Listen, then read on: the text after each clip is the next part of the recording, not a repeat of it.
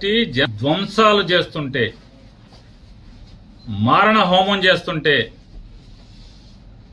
ఏ నియోజకవర్గానికి ఆ నియోజకవర్గం ఎమ్మెల్యేలు గెలిచిన వారు ప్రోత్సహిస్తూ పైనుంచి చంద్రబాబు నాయుడు డీజీపీకి ఎస్పీలకి కేసులు కట్టబాకండి, మా కార్యకర్తలు చేసేటువంటి ధ్వంసాన్ని మీరు విట్నెస్ గా చూస్తూ ఉండండి తప్పితే మా వాళ్ళని ఎక్కడ ఆపటానికి వీల్లేదు, మీరు పోలీసు ఉద్యోగం చేయటానికి వీల్లేదు అని చెప్పని వాళ్ళ పోలీసులు చేతులు కట్టి ఈ ధ్వంసరచన చేస్తున్నాడు. ఈ రాష్ట్రానికి గతంలో బీహార్ ఎట్లా ఉండేదో లేదా ఒక ఉత్తరప్రదేశ్ ఎట్లా ఉండేదో ఇవాళ ఆంధ్రప్రదేశ్ రాష్ట్రాన్ని కూడా ఒక హింసా రాష్ట్రంగా, హింసా రాజ్యంగా ఆయన తయారు చేస్తున్నటువంటి తండ్రి కొడుకు ఇద్దరు కలిసి చేస్తున్నటువంటి పరిస్థితులు ఇవాళ ఎంత అంటే పోలీసులు అంటే కాపాడవలసినటువంటి అరాచక శక్తుల్ని, రౌడీ మోకల్ని, రౌడీల్ని అరికట్టాల్సినటువంటి పోలీసులు కనీసం దారుణంగా గ్రామాల్లో, పట్టణాల్లో మర్డర్ కేసు ముద్దాయిలు,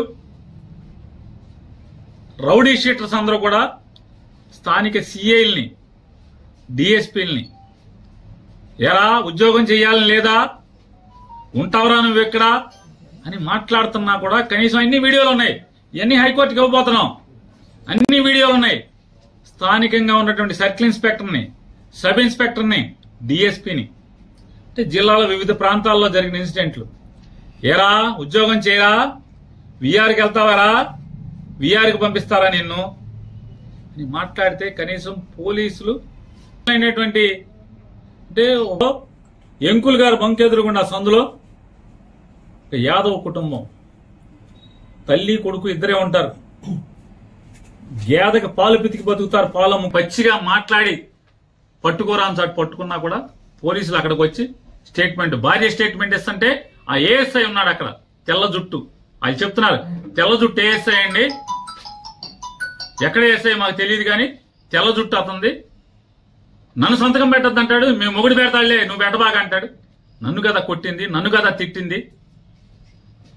ఎవరు కంచేచ్చి అనుమేస్తుంటే పోలీసే ఈ రకంగా ప్రవర్తిస్తుంటే, దగ్గరుండి గూండాయిజం చేస్తుంటే ఏం చేయాలి? ఇక ఇళ్ల మీదకి పట్టి ధ్వంసం చేస్తే బలరాన్పేటలో వడ్డెర కులస్తురాలు భద్రరావు గారి కోడలు, భద్రరావు అని ముఠా మేస్త్రి, కూలీ ముఠా మేస్త్రి అంజి అని చెప్పని, అంజి భార్య అమ్మాయి ముగ్గేసుకుంటుంటే తాగి 10 మంది రౌడీలు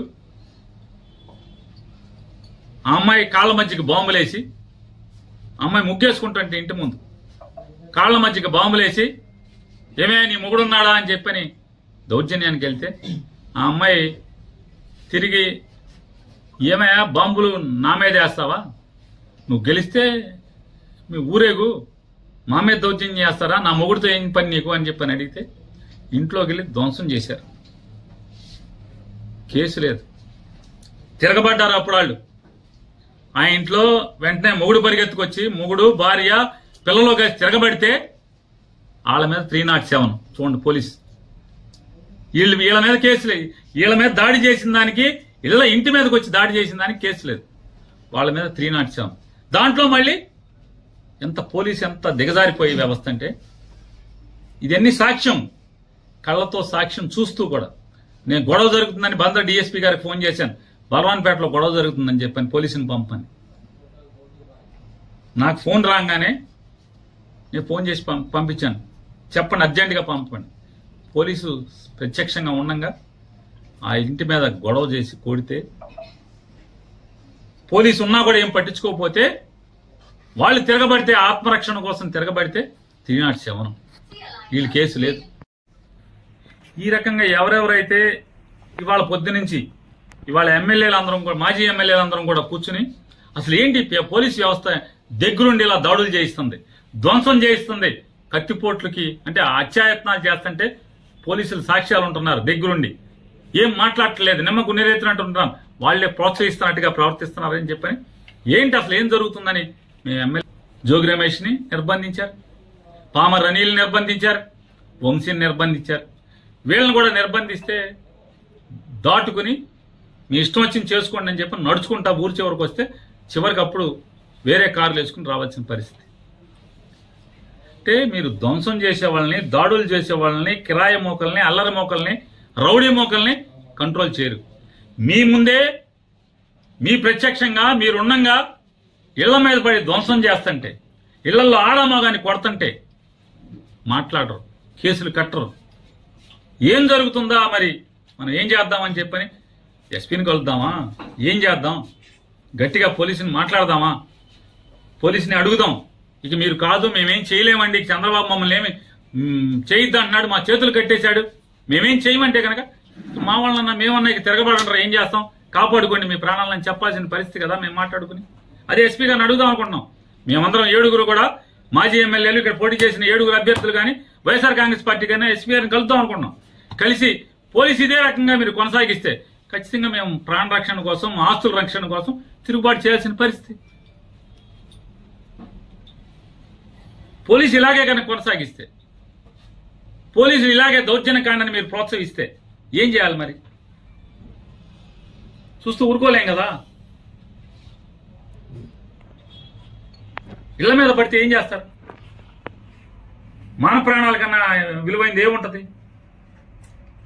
ఆస్తులు పోతే కొని 2 ఏళ్ళో 7 చాకరీ చేసి సంపాదించుకుంటారు. టీవీ పాత్ర అయితే అప్పో సప్పో చేసో, లేదా అడుక్కున్నాం, లేదా కూలి పని చేసో సంపాదించుకుంటారు. కానీ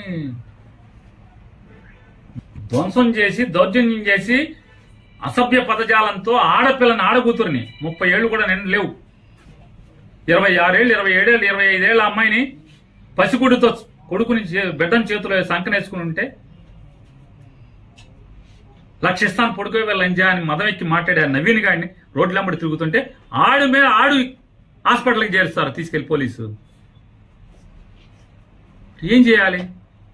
అందుకే నిర్ణయించుకున్నాం, చూసుకుని 7 కలిసి ఎస్పీ గారిని కలవాలి. కలిసి పోలీసు ఇదే రకమైనటువంటి దగ్గరుండి ధ్వంసరచన చేయిస్తే, దగ్గరుండి ఇళ్ల మీద దాడులు, ఇళ్లు ధ్వంసం చేసి మనుషుల్ని, ఆడవాళ్ళని, ఇంట్లో ఆడవాళ్ళని కిచక పర్వం చేస్తే, హత్యాయత్నాలు చేస్తే చేయగలిగేదేమో. మీరేం చేయలేనంటే ఇక మేము చేసేది మేము చేసుకుందామండి ఎస్పీ గారు, మేము చేసుకుంటాం అని చెప్పి ఎస్పీ గారిని అడగాలని చెప్పని కూడా ఇవాళ మేము సమావేశమైనటువంటి వైఎస్ఆర్ కాంగ్రెస్ పార్టీ నాయకులందరం కూడా అనుకున్నాం. అలాగే ఎవరైతే నిర్బంధంలో ఉన్న జోగి రమేష్ గారు కానూరులో నిర్బంధించారు, అట్లాగే అనిల్ గారిని కూడా బెజవాడలో నిర్బంధించారు, అట్లాగే వంశీ గారిని కూడా బెజవాడలో నిర్బంధించారు. ఖచ్చితంగా రేపు ఎల్లుండో అందరం కలిసి 7 కలిసి ఎస్పీ గారిని కలిసి, జిల్లా ఎస్పీ గారిని కలిసి ఖచ్చితంగా ప్రశ్నించదలుచుకున్నాం. ఈ రకంగా మీరు కనుక ఇంకా కొనసాగిస్తే, ఇక తిరుగుబాటు తప్పితే, మా ప్రాణాలని, మా ఆస్తుల్ని, మా భార్యలు లేదా చెల్లెళ్ళు, తల్లుల యొక్క మాన ప్రాణాలు కాపాడుకోవాలంటే చేయగలిగేది ఏముంది? అంటే ఏం చెప్తున్నారంటే పోలీసు రక్షణతో మమ్మల్ని అందరినీ కూడా వైఎస్ఆర్ కాంగ్రెస్ పార్టీ వాళ్ళు ఊర్లు వదిలి వెళ్ళిపోవాలి. అలాగే హరిని ఒకడు పచ్చి నరహంతకుడు, ఆడది కనపడితే వడదు, మర్డర్ కేసు ముద్దాయి, మామూలు ముద్దాయి కాదు, డబ్బు కోసం అమ్మాయిని కిడ్నాప్ చేసి ముక్కలుగా నరికి తెలంగాణ తీసుకెళ్లి తెలంగాణ శ్మశానంలో కాల్చినటువంటి ముద్దాయి. ఆడి ఫేస్బుక్ లో పోస్టింగ్లు పెడుతున్నాడు. ఒక దళిత కుర్రాడు, బైపాస్ రోడ్డుకు సంబంధించినటువంటి హేమా నాని అనే ఒక దళిత కుర్రాడు మీద పోస్టింగ్లు పెడుతున్నాడు. అతను భయపడి పారిపోయాడని చెప్పని, అరే నువ్వు పారిపోయావరా, నువ్వు బందర్ మీద ఎప్పుడు వస్తే అప్పుడు నీకు దండేయటమే. బహిరంగంగా పోలీస్ కంప్లైంట్ ఇచ్చాం, వాళ్ళ అమ్మా నాన్న. చర్యలు లేవు ఎస్పీ గారు, చర్యలు లేవు. హరి ఆడిపోయారు, నల్ల హరి అంటారు, కొరియర్ సీను, రౌడీ షీటర్, ఆ యాదవుల ఇంటి మీద పడి ధ్వంసం చేశాడు, కేసు లేదు. ఇవాళ బందర్లో ఉన్నటువంటి రౌడీ షీటర్లు, పాలకేంద్రం చిలకలపూడి పాలకేంద్రం సురేష్ అనేవాడు ఇవాళ ఈ ధ్వంసంలో మన 8వ వార్డులో విశ్వబ్రాహ్మణ కాలనీలో అలుగోజు రాజశేఖర్ ఇంటికి వెళ్ళారు. అలుగోజు రాజశేఖర్ విశ్వబ్రాహ్మడు అలుగోజు రాజశేఖర్ కంసాల పని చేసుకుంటాడు, బతుకుతూ ఉంటాడు భార్య పిల్లల్ని. అతని ఇంట్లోకి వెళ్ళి తలుపు బదలగొట్టి తాళం బదలగొట్టి ఏడి ఆవిడ పక్కింట్లో కూర్చుంది భయం వేసి భార్య, ఏడి నీ మొగుడు లేడా, మర్డర్ చేసేస్తామని చెప్పని ఆ పాలకేంద్రం సురేష్ గారు మాట్లాడతాడు. ఆ మహేష్ అనేవాడు మాట్లాడతాడు, బెదిరిస్తారు. కంప్లైంట్ ఇచ్చినా కేసు తీసుకోరు, చర్య తీసుకోరు. ఆ పాలకేంద్రం సురేష్ అనేవాడు కలెక్టర్ బంగ్లా దగ్గర ఎన్జిఓ కాలనీలో ఒక వైఎస్ఆర్ కాంగ్రెస్ పార్టీ కార్యకర్తకి ఇంటికి వెళ్ళి కారు మీద రాస్తాడు. వీడిని వెనకాల షీల్డ్ మీద అది ఏం మిల్క్స్, అది ఎస్ఎస్ మిల్క్స్ సురేష్ వచ్చెళ్ళాను అని కారు మీద రాస్తాడు. అంటే మట్టి ఉంటది కదా, మట్టి మీద వచ్చెళ్ళానని రాస్తాడు. ఆడ కూతురిని ఇల్లంతా ధ్వంసం చేసి మొగుడు పిల్లలను కొట్టి లక్షిస్తాను పొడుకోవే అని చెప్పని భయంకరంగా దుర్భాషలో ఉన్నోడి వీడికి గాయాలు ఉన్నాయి, పోలీస్ హాస్పిటల్లో చేర్చుకోండి అని చెప్పని పోలీస్ ఇంటిమేషన్ ఇచ్చి పంపిస్తారు ఆడికి. వీళ్ళు కేసుకి హాస్పిటల్కి పోలీస్ స్టేషన్కి వెళ్తే హాస్పిటల్కి పంపలా, పోలీస్ స్టేషన్కి వెళ్తే హాస్పిటల్కి పంపలా, ఆయన్ని పంపించారు ధ్వంసం చేసినోడిని. సరే వీళ్ళు మా కార్పొరేటర్లు వీళ్ళు కలిసి వెళ్ళి హాస్పిటల్లో జాయిన్ చేస్తే బరి తెగించి పోలీసులు ఉండగా ముగ్గురు, ఒక ఏఎస్ఐ, ఒక హెడ్ కానిస్టేబుల్ ఉండగా 15 మంది రౌడీలు ఈ కొట్టిన వాళ్ళందరూ కూడా వచ్చి, రేయ్ మంచం మీద పడుకున్నారేంటే, లంజా మంచం మీద పడుకున్నామేంటి, హాస్పిటల్ సీసీ ఫుటేజీలు తీయించుకోవాలని ఎస్పీ గారిని డిమాండ్ చేస్తున్నా. నిజంగా మీరు పోలీసు ఉద్యోగం చేస్తుంటే కనుక, జీతం తీసుకుంటుంటే కనుక తీయించండి. ప్రజలకు ఈ రకంగా దారుణాలు జరుగుతుంటే, అమాయకుల మీద దారుణాలు జరుగుతుంటే పోలీసు పట్టించుకోరా? హాస్పిటల్లో సీసీ ఫుటేజ్, నువ్వు హాస్పిటల్ నుంచి వెళ్తావా వెళ్ళవా, ఏంట్రా కేసు, లంజా లంబడి అని బూతులు తిడుతూ హాస్పిటల్కి వెళ్ళి దౌర్జన్యం చేసే పరిస్థితి. హాస్పిటల్లో మంచం దగ్గరికి వెళ్ళి పోలీసు ఉండగా పోలీస్ స్టేట్మెంట్ రికార్డ్ చేసుకుంటున్నాడు ఏఎస్ఐ మాట్లాడు, హెడ్ కానిస్టేబుల్ మాట్లాడు, కనీసం వాళ్ళని కేకలేరు, మందలించరు. అతను ఒక డిఎస్పీ వచ్చి మాట్లాడుతున్నట్టుగా ఫీల్ అయిపోతున్నారు. అంటే ఇవాళ పరిస్థితి ఏముందంటే రాష్ట్రంలో చంద్రబాబు నాయుడు గెలిచిన తర్వాత ఏంటయ్యా పరిస్థితి అంటే రౌడీలే డిఎస్పీలు ఎస్పీలుగా అయిపోయిన పరిస్థితి. మర్డర్ కేసు ముద్దాయిలే రౌడీ షీటర్లు ఎస్పీలు డిఎస్పీలు సిఐలు అయిపోయిన పరిస్థితి. ఎందుకని పోలీసు ఎవడు మాట్లాడట్లా, వాళ్ళకి మర్యాద ఇస్తున్నారు, దౌర్జన్యం చేస్తుంటే కేసు లేదు. అలాగే పెదసింగ లక్ష్మణరావు గారి ఇంటి ఎదురుకుండా మా ఇంటికి దగ్గరలో పాలకేంద్రం సురేష్, చిలకలపూడిలో పాలకేంద్రం సురేష్ అనేవాడు, అలాగే మహేష్ అనేవాడు విచ్చలవిడిగా బరి తెగించి ఎస్ఐని కొట్టి వీడియో సీసీ ఫుటేజ్లు ఉన్నాయి మొత్తం, పోలీసుల్ని కొట్టి, పోలీసులు బ్యారికేడింగ్ పెట్టి కుర్చీల్లో కూర్చుంటే ఆ కుర్చీలు పెట్టి వాళ్ళని కొట్టి, కార్లు ధ్వంసం చేస్తే ఇంతవరకు కేసు ఇచ్చినా కూడా కేసు కట్టలేదు, ఎఫ్ఐఆర్ కట్టలేదు ఇంతవరకు. దాన్ని కూడా మేము హైకోర్టులో మూవ్ చేస్తున్నాం. ఈ పోలీస్ ఇన్యాక్షన్, ఈ దౌర్జన్యాలు, చంద్రబాబు నాయుడు చేయిస్తున్నటువంటి దౌర్జన్యాల మీద దానికి కేసు లేదు. ఎస్పీ గారు ఇవన్నీ మీరు నోట్ చేసుకోండి. ఎంత బరి తెగింపు.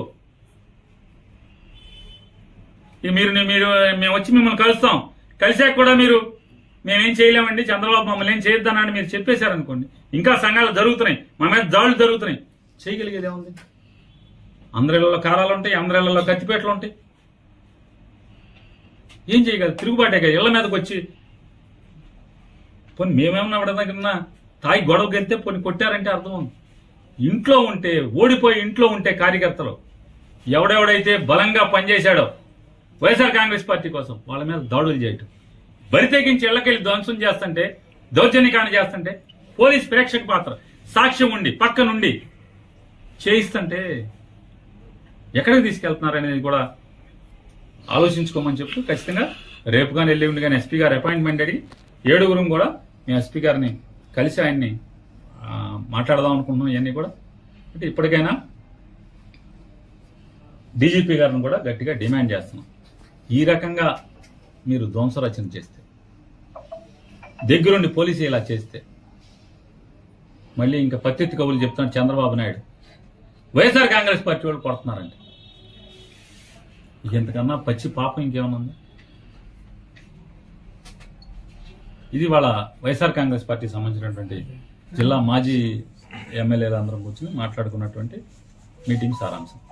మొన్న జరిగినటువంటి అసెంబ్లీ ఎన్నికల అనంతరం లెక్కింపు రోజు నుంచి మొదలుపెట్టి అధికార మదంతో Telugu Desam party, Jana Sena party rowdy మోకలు ఈ రాష్ట్ర వ్యాప్తంగా రెచ్చిపోయి ధ్వంసాలు చేస్తుంటే, మారణ హోమం చేస్తుంటే ఏ నియోజకవర్గానికి ఆ నియోజకవర్గం ఎమ్మెల్యేలు గెలిచిన వారు ప్రోత్సహిస్తూ పైనుంచి చంద్రబాబు నాయుడు డీజీపీకి, ఎస్పీలకి కేసులు కట్టబాకండి, మా కార్యకర్తలు చేసేటువంటి ధ్వంసాన్ని మీరు విట్నెస్ గా చూస్తూ ఉండండి తప్పితే మా వాళ్ళని ఎక్కడ ఆపటానికి వీల్లేదు, మీరు పోలీసు ఉద్యోగం చేయటానికి వీల్లేదు అని చెప్పని వాళ్ళ పోలీసులు చేతులు కట్టి ఈ ధ్వంసరచన చేస్తున్నాడు. ఈ రాష్ట్రానికి గతంలో బీహార్ ఎట్లా ఉండేదో, లేదా ఒక ఉత్తరప్రదేశ్ ఎట్లా ఉండేదో, ఇవాళ ఆంధ్రప్రదేశ్ రాష్ట్రాన్ని కూడా ఒక హింసా రాష్ట్రంగా, హింసా రాజ్యంగా ఆయన తయారు చేస్తున్నటువంటి తండ్రి కొడుకు ఇద్దరు కలిసి చేస్తున్నటువంటి పరిస్థితులు ఇవాళ ఎంత అంటే పోలీసులు అంటే కాపాడవలసినటువంటి అరాచక శక్తుల్ని, రౌడీ మోకల్ని, రౌడీల్ని అరికట్టాల్సినటువంటి పోలీసులు కనీసం దారుణంగా గ్రామాల్లో, పట్టణాల్లో మర్డర్ కేసు ముద్దాయిలు, రౌడీ షీటర్స్ అందరూ కూడా స్థానిక సిఐల్ని, డిఎస్పీల్ని ఎరా ఉద్యోగం చేయాలని లేదా, ఉంటావరా నువ్వు ఎక్కడా అని మాట్లాడుతున్నా కూడా కనీసం అన్ని వీడియోలు ఉన్నాయి. ఇవన్నీ హైకోర్టుకి ఇవ్వబోతున్నాం. అన్ని వీడియోలు ఉన్నాయి. స్థానికంగా ఉన్నటువంటి సర్కిల్ ఇన్స్పెక్టర్ని, సబ్ ఇన్స్పెక్టర్ని, డిఎస్పీని, అంటే జిల్లాలో వివిధ ప్రాంతాల్లో జరిగిన ఇన్సిడెంట్లు, ఏరా ఉద్యోగం చేయరా, విఆర్కి వెళ్తావారా, విఆర్కి పంపిస్తారా నిన్ను అని మాట్లాడితే కనీసం పోలీసులు ఆ రౌడీల్ని ఆపే ప్రయత్నం చేయటం కానీ, అమాయకులైనటువంటి అంటే ఒక ఉదాహరణకి బందర్లో తీసుకుందాం.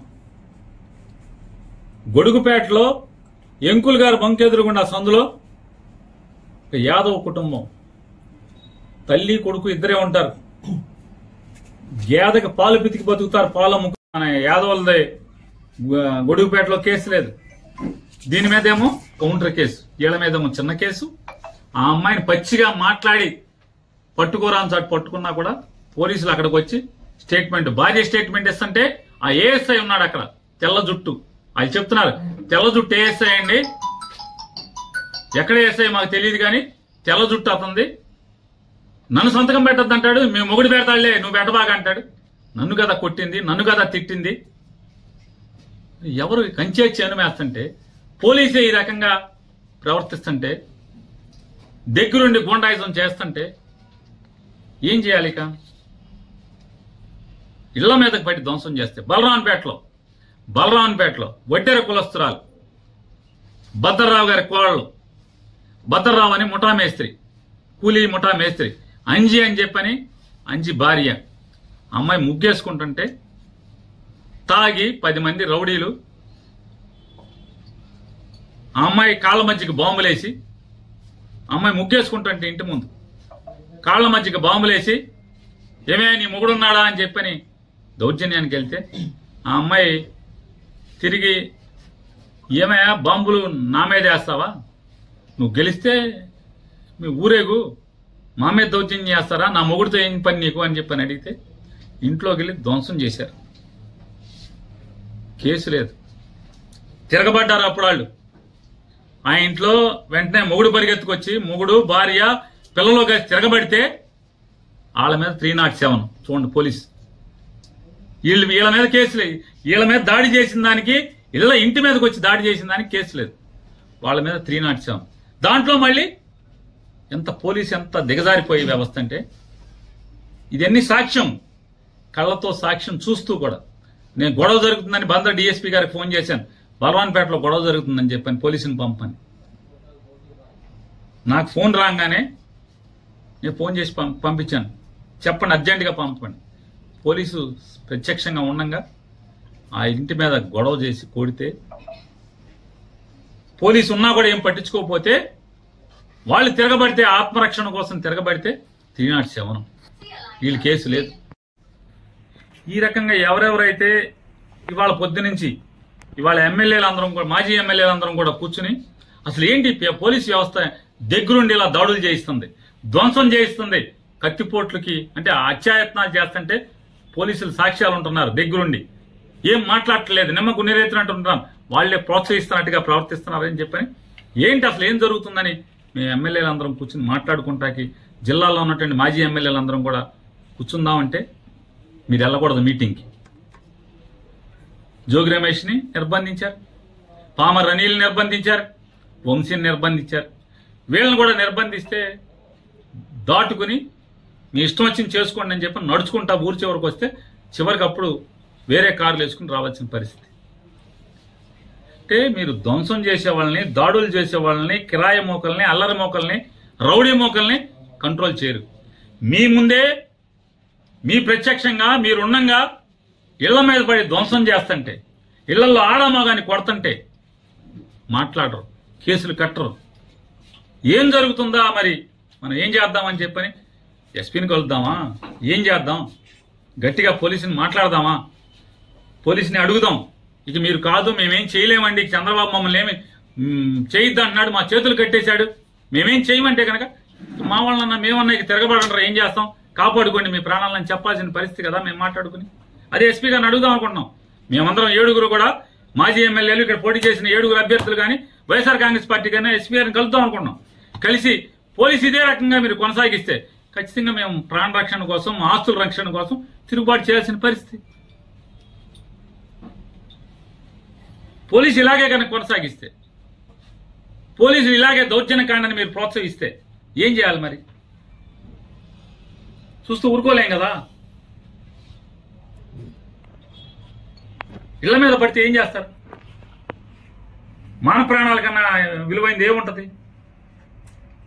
ఆస్తులు పోతే పోనీ 2 ఏళ్ళో 7 చాకరీ చేసి సంపాదించుకుంటారు.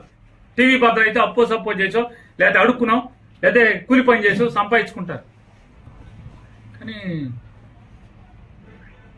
ధ్వంసం చేసి, దౌర్జన్యం చేసి, అసభ్య పదజాలంతో ఆడపిల్లని, ఆడకూతురిని 30 ఏళ్లు కూడా నిండు లేవు, 26 ఏళ్ళు, 27 ఏళ్ళు, 25 ఏళ్ళ అమ్మాయిని పసిగుడితో కొడుకుని బిడ్డని చేతిలో సంకనేసుకుని ఉంటే, లక్షిస్తాను పొడుకోవే లంజా అని మదం ఎక్కి మాట్లాడారు నవీన్ గారిని రోడ్లమ్మడి తిరుగుతుంటే, ఆడు హాస్పిటల్కి చేరుస్తారు తీసుకెళ్లి పోలీసు. ఏం చేయాలి?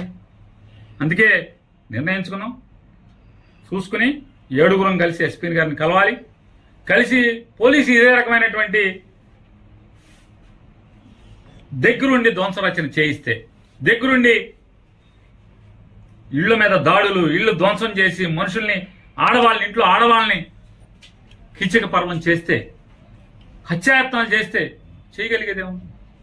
మీరేం చేయలేనంటే ఇక మేము చేసేది మేము చేసుకుందామండి ఎస్పీ గారు, మేము చేసుకుంటాం